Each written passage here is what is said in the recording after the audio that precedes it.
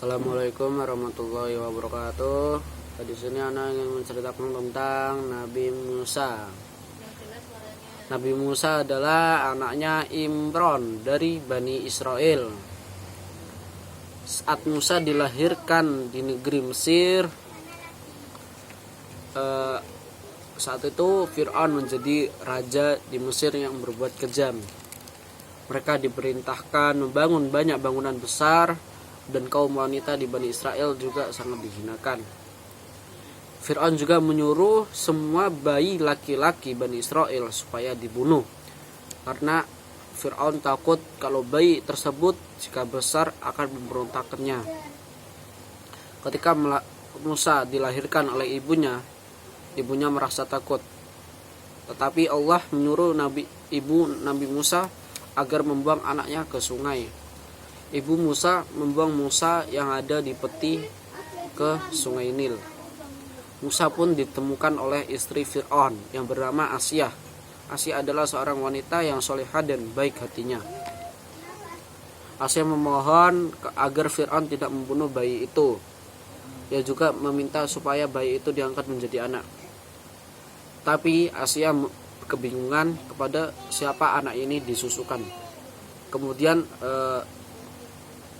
Ibu Musa pun terpilih untuk menyusuinya. Ibunda Musa pun sangat senang karena ia bisa bertemu lagi dengan anaknya.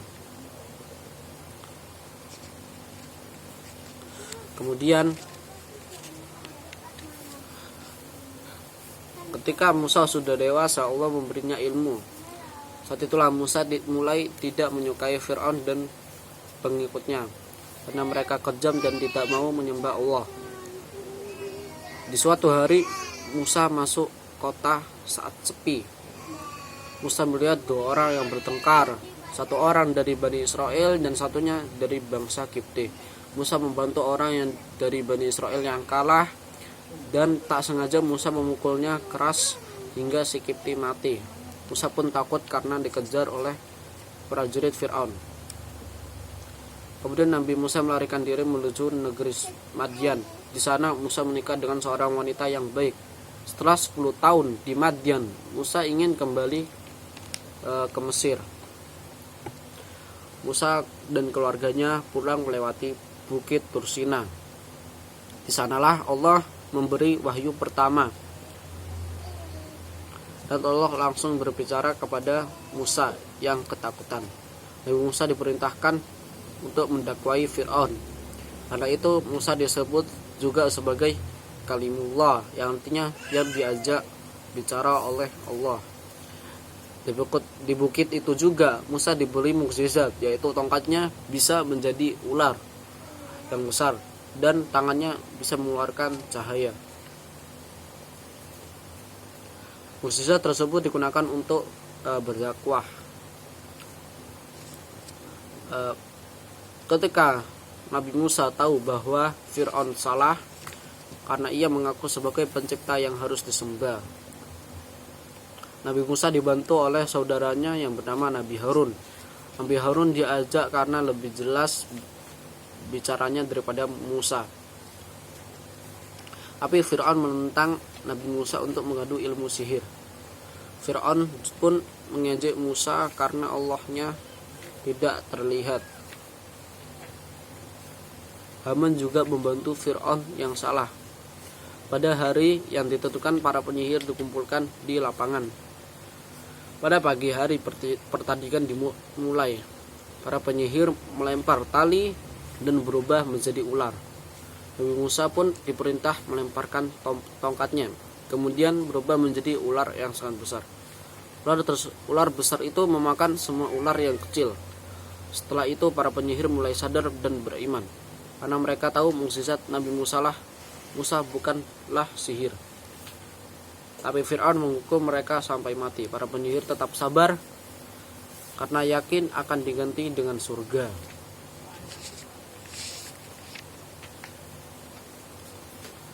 Saat Fir'aun mengejar Bani Israel, yaitu pengikut Nabi Musa,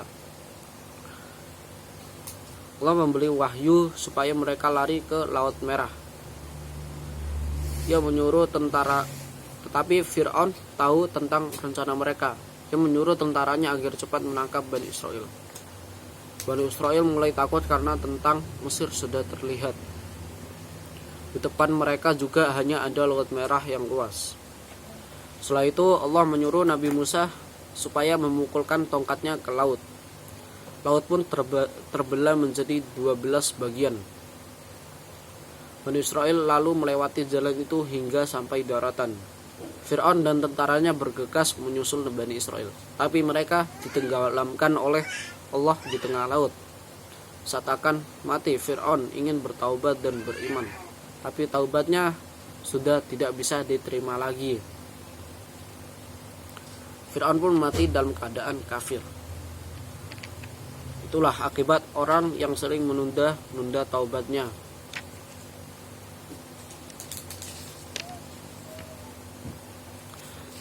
Saat Nabi Musa pindah ke negeri Sam, di sanalah tanah yang dijadikan Allah buat mereka.